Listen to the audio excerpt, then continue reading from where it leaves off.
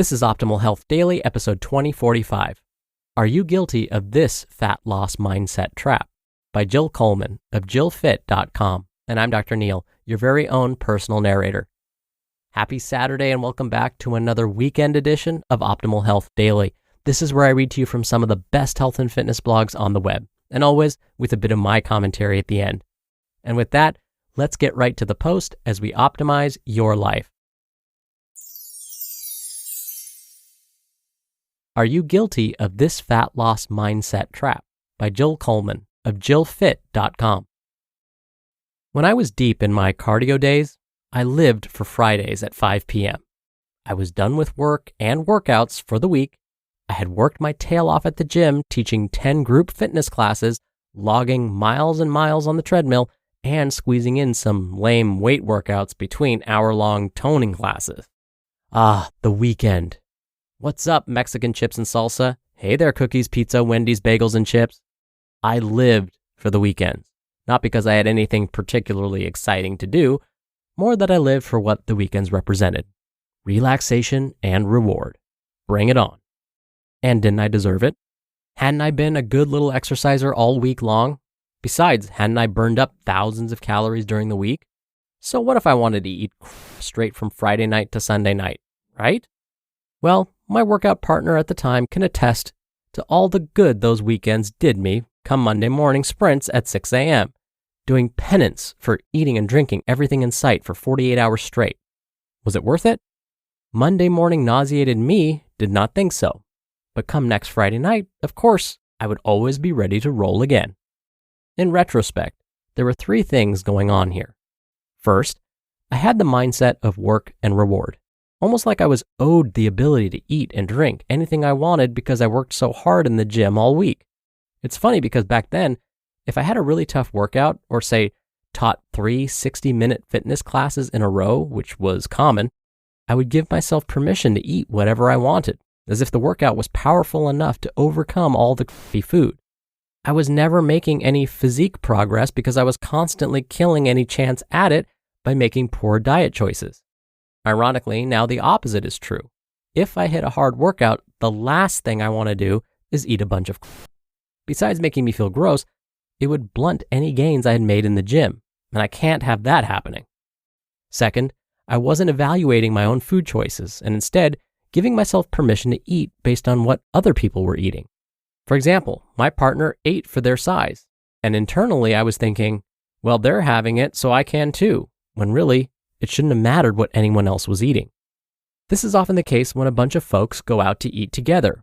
When someone orders a not-so-healthy option, it gives the rest of the folks in the group permission to do the same and join in. It's like saying, well, if we're all going to indulge, it's okay and doesn't count, right?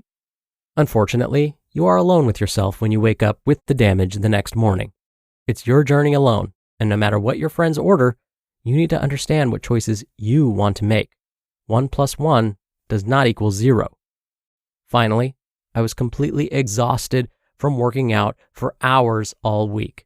Physically, of course, but also mentally. All I wanted permission to do was relax. Food is fun, and fun means I'm relaxing. Also, mental exhaustion simply did not leave any room for willpower.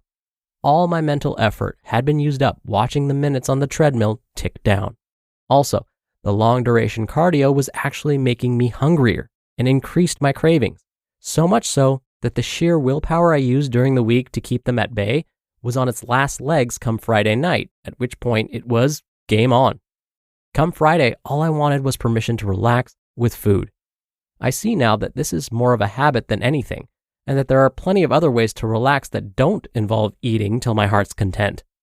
We tend to associate the weekend with relaxation and being able to relax on our diets, which for many may be okay. However, for others, an all-you-can-eat 48 hours is way too much if physique change is the goal. It certainly was for me. I was stuck looking thin and in pretty good shape, but with this constant, puffy, waterlogged look. For someone doing hours and hours of cardio, why didn't I have more cuts and definition? The bottom line is this. I am all for relaxing, and I can certainly understand the desire to loosen the reins every now and then. In fact, letting loose on the weekends is recommended sometimes to reset and maintain balance. But it is important to do it in a conscious way, knowing the physique consequences. And unfair as it may sound, some people can simply indulge and get away with more than others.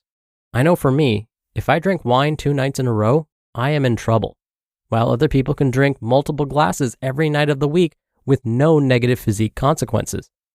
Just as I am writing this and discussing with my mom, she tells me, but it's fun.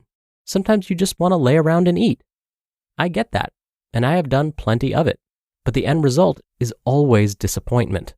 It never feels as good as you make it out to be in your head, and then you have no one to blame but yourself, and so continues the cycle of guilt and remorse. So, how to end the cycle? My answer is to give yourself preemptive cheats during the week. Not so much cheats, as much as giving yourself small tastes of things that satisfy you throughout the week so that by the time Friday comes, you haven't deprived yourself so much that nothing less than an all-out binge will satisfy. Do yourself a favor and take the edge off earlier in the week. A spoonful of peanut butter here, a slice of bacon there, a couple of sugar-free candies, and so on. You have mastered this, let's call it moderation, when you get to the weekend and treat it like any other day of the week. You eat on Saturday just like you do on Tuesday. You're eating 90% clean 100% of the time versus 100% Monday through Friday and then 30% on the weekend. The former method will keep you leaner in the long run and help you reach your physique goals over time. Not to mention the weekdays aren't so unbearable. Good luck. You just listened to the post titled, "Are You Guilty of This Fat Loss Mindset Trap?" by Jill Coleman of jillfit.com. Dr. Neil here for my commentary. All right, so I'm a big superhero fan, and I've talked about many times how actors have shed pounds and have broken the internet because they've changed their bodies so dramatically. They went from normal looking to superhero, and all of this change happened within what seems like 6 or 9 months. It makes us feel like we could do that too. But when you hear them interviewed after the movie was filmed and they can go back to their normal routines, what you'll often hear them say is, "Oh my gosh, there was no way I could follow that plan for the rest of my life. That superhero physique, the diet I had to follow, the hours of workout time I had to put in, that is not sustainable." And so what they end up doing after the movie has wrapped is they go back to their old eating habits, and sometimes they admit to binging on foods they weren't allowed to consume for those 6, 9 months, year, whatever it took. That's not habit formation. That's meeting a goal and then relapsing completely into old behaviors. So when we see actors that get into really great shape for these movies, that is awesome. It takes a lot of work. But when we think to ourselves, hey, I could do that too. Yes, you could, but is that going to be a lifestyle for you? Or is it going to be something that's temporary until you reach that goal and then go back to your old habits? I would probably argue that it'll be temporary. Instead, as today's author Jill mentioned, let's think long term. Let's think about doing things well consistently over time. We don't have to go extreme one way or the other, but everything in moderation, like we always say. All right, that'll do it for the Saturday episode. I hope you're having a great weekend if you're listening in real time, and I'll be back here tomorrow as usual, where your optimal life awaits.